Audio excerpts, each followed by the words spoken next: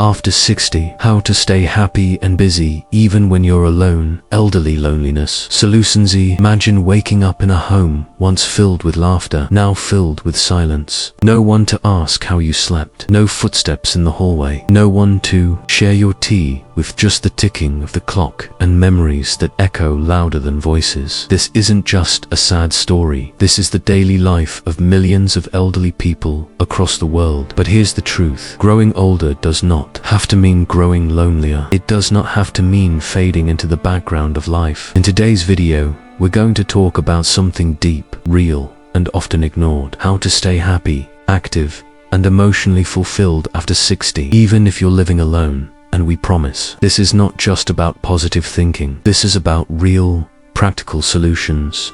So, if you're 60, 70, 80, or you love someone who is, stay with us, because this message could change a life.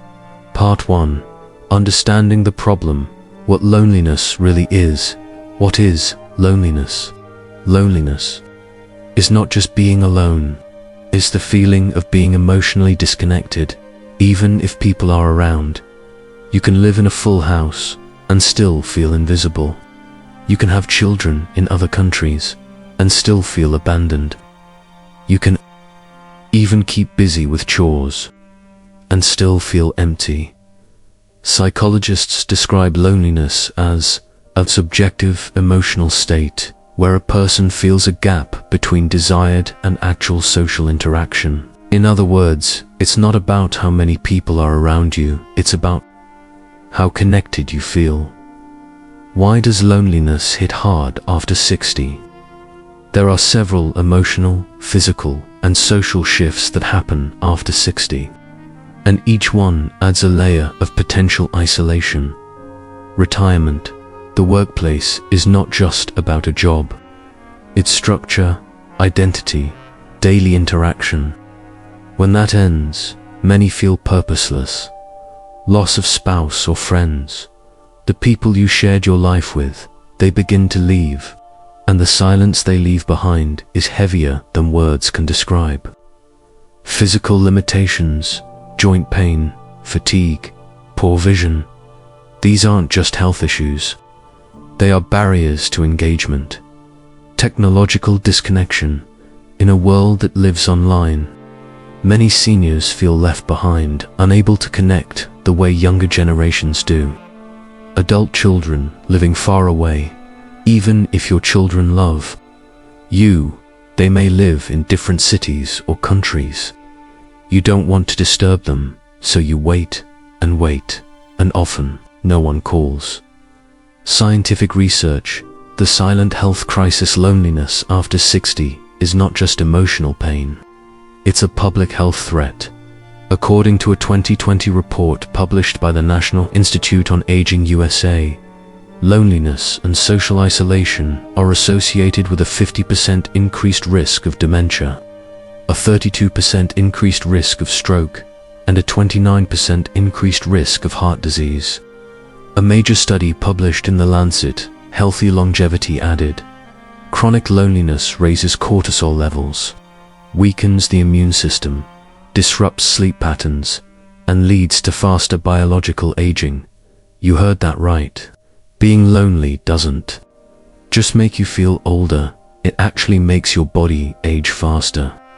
The pain of loneliness is biologically similar to physical pain. Dr. John Cachopa, neuroscientist at the University of Chicago, Real Life Glimpse, the story of Mr. Danish. Let me tell you about Mr. Danish. Age 72. He lives in a small apartment in Rawalpindi. His wife passed away 3 years ago. His 2 sons live in Canada and Saudi Arabia. He used to be an English professor, articulate, wise, and kind. But now, he often spends entire days without speaking to anyone.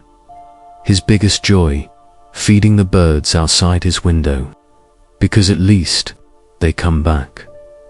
Sometimes I speak to the teacup like it's an old friend, he once said. At least it listens quietly. That's the depth of emotional isolation some people silently live with. Emotional consequences of elderly loneliness. The emotional damage goes far beyond sadness. Depression, anxiety, feelings of worthlessness. Loss of self-esteem, a sense that life no longer has meaning, and often no one sees it, because many elderly people have learned to suffer silently, without complaint, without drama, without demanding attention. But deep down, they are breaking. What this video will give you. Here's the good news, and yes, there is good news. Loneliness after 60 can be healed, not overnight, not with fake optimism, but with real steps, new habits, and meaningful routines. In the next part of this video, we'll walk through how to create a purpose-driven, daily routine, hobbies that bring joy, even in solitude, self-care practices that heal mind and body, how to reconnect with your community, even if you're shy or limited, physically, digital tools that can bring family closer, even from miles away, stories of people who found happiness after losing everything. So stay with me, because this story doesn't end in silence. It moves toward hope, healing, and joy. You are never too old to set another goal or to dream a new dream. C.S. Lewis. Part 1. We explored the heavy silence that often surrounds loneliness after 60, how it impacts your mind, body, and soul. But now we turn to hope, to healing, to practical, powerful steps that help you wake up with joy, even if you live alone. Because the truth is, you may not control who walks into your life, but you can control how your day unfolds. And the right daily routine can be a quiet revolution. 1. The power of routine after 60. Why does routine matter so much, especially in old age? Because structure brings stability. It gives your day a shape, a rhythm, a heartbeat. When you don't have work, school, or children to manage, days can blur together. That emptiness, that's where loneliness begins to creep in. A well-crafted routine gives you purpose when you wake up, momentum throughout the day, peace before you sleep. Discipline is the bridge between goals and accomplishment. Jim Rohn. At 60 or 70, discipline doesn't mean pressure. It means care. It means self-respect. 2. Morning, the most important part of the day. Start with intention, not emptiness. A suggested peaceful morning routine, 1-2 hours. Wake up and make your bed. Sounds simple. It is, but it's powerful. Making your bed sets a tone of order and achievement. Stretch or do light yoga, 10 to 15 minutes. This helps reduce stiffness and improves circulation. Sit quietly and practice gratitude. Even 3 minutes of stillness can reset your nervous system. Think of 3 things you're thankful for. It rewires your brain for positivity. Read something nourishing, a holy book, a poem, a quote. This gives your heart direction before distractions take over. Enjoy your tea or breakfast without rushing. Play soft music. Sit by the window. Be fully present. Write in a morning journal. It could be a memory, a dream, a hope, or simply, I'm still here, and that's enough. When you arise in the morning, think of what a precious privilege it is to be alive. Marcus Aurelius. 3. Movement and light exercise. Medicine without pills. Movement keeps your body young and your mood high, even if you have health conditions. Try to include some form of physical activity. Options include a 15 to 20-minute walk around the block, or garden chair yoga, or seated stretches, gentle Thai, key online videos for seniors. Guided scientific note. The Mayo Clinic reports that 30 minutes of light exercise, 5 days a week, significantly lowers blood pressure, increases mood-enhancing chemicals like endorphins, reduces anxiety and symptoms of depression. Exercise is a celebration of what your body can do, not a punishment. Unknown bonus tip. Walks in natural light help your body produce vitamin D and regulate sleep cycles. 4. Purposeful task. Give your day a goal every day. Give yourself one meaningful task. It could be organizing old family photos, watering the plants, cooking a favorite meal, writing a letter to an old friend, cleaning out a drawer. The task can be small, but the effect is huge. It tells your brain, I still contribute. I still move forward. Activity is the enemy of depression. Andrew Solomon of one completed task a day is a victory over inertia. 5. Midday, mental engagement and learning. This is the time to engage your mind. Keep your brain active to prevent cognitive decline. Use this time to learn, explore, and stay curious. Some great midday activities: reading books, fiction or non-fiction, learning a language using apps like Duolingo, solving crosswords, Sudoku or puzzles, watching documentaries or TED Talks, joining free online courses. Many universities offer them. Scientific insight. A 2017 study published in Neurology found that elderly individuals who engaged in mentally stimulating activities had a 33% lower risk of Alzheimer's disease. So yes, keeping your mind busy is not just good advice. It's brain-saving medicine. 6. Quiet afternoons. Embrace solitude without suffering. Loneliness grows louder in stillness unless you learn to make stillness your friend. Instead of fighting afternoon quiet, fill it with peaceful presence. Try listening to nature sounds, praying or meditating, journaling or writing letters, creative hobbies, knitting, painting, crafting, watching a calming film, especially nostalgic ones. Avoid endless news, watching over scrolling, social media, negative self-talk or regrets. This is the time to remind yourself, you are not alone, you are with yourself, and that's someone worth knowing. 7. Evening. Winding down with mine evenings can feel heavy when you live alone. That's why you must design them, not drift into them. Suggestions: prepare your dinner with care.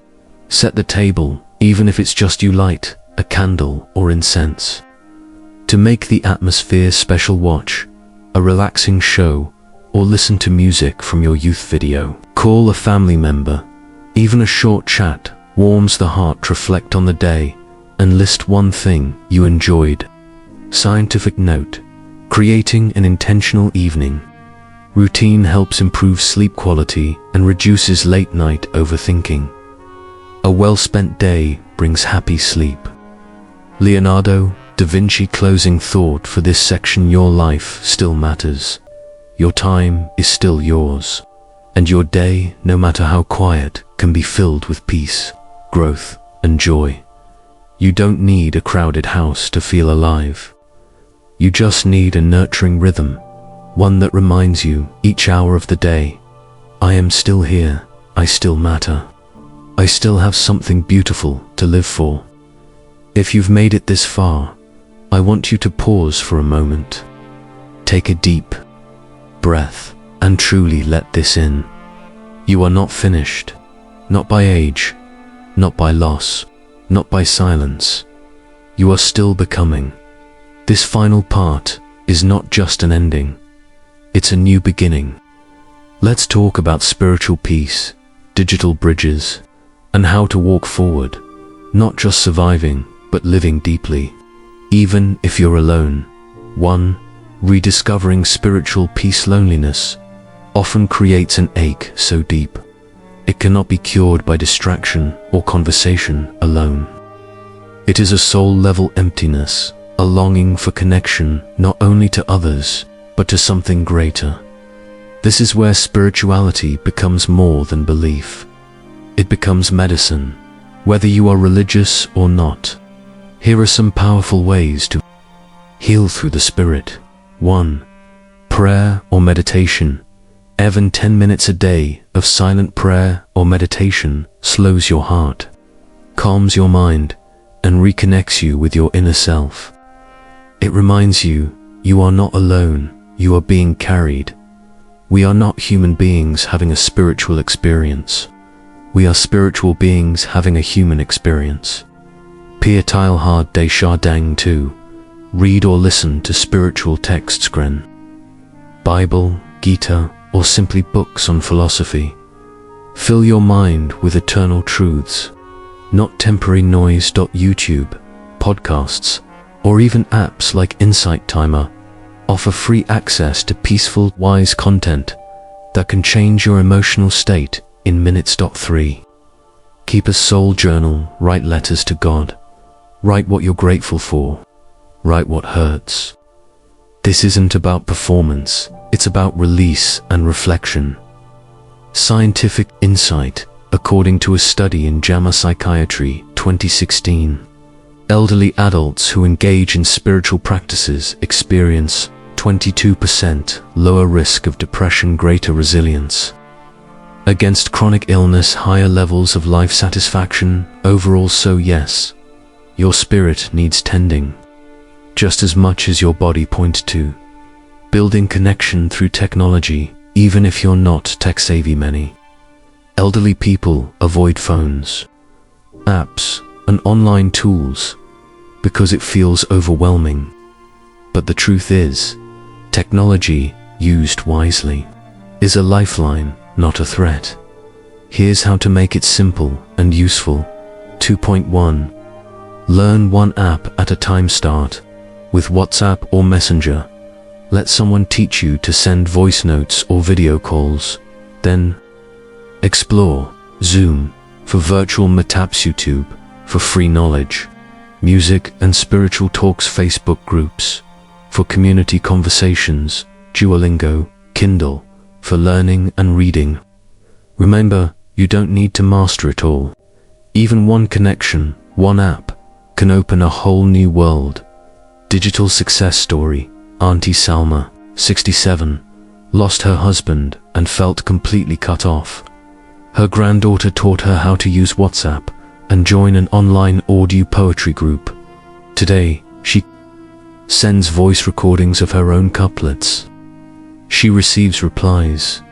She smiles more because she's seen, heard, celebrated. 3.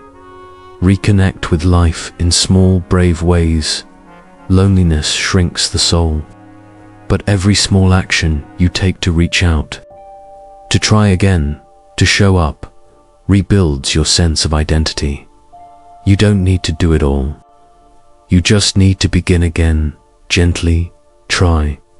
Visiting a local mosque, temple, or church during daytime, asking your neighbor how they are, even if you feel awkward, smiling at a child in the park, volunteering 1 hour a week at a shelter or school, hosting a tea gathering for 2 to 3 elderly women or men. You don't have to force connection, but you do have to invite it. The best way to find yourself is to lose yourself in the service of others. Mahatma Gandhi. 4. Closing message. You are still the light if you've ever thought, I've lived my life, what's left now? Let me tell you, the most powerful chapters are often the last ones. This is not a time to disappear. This is a time to become fully you. No masks, no pressure, no proving, just being, living, expressing, loving. You are not a burden. You are not useless. You are not forgotten. You are a library of memories, a vessel of wisdom, a story still being written, a final story. The smile that changed a day. There was an 81-year-old man who walked the same park bench every day, never spoke, just sat, quiet. One day, a little girl gave him a flower. He didn't say much, but when he got home, he wrote this in his diary. Today, someone saw me. Today, I mattered again. That's all it takes. One moment, one flower, one smile, and sometimes you can be the one who gives it. Your life is not over. It is opening. The night may feel long, but the dawn always returns. So wake up tomorrow, not with dread, but with gentle courage.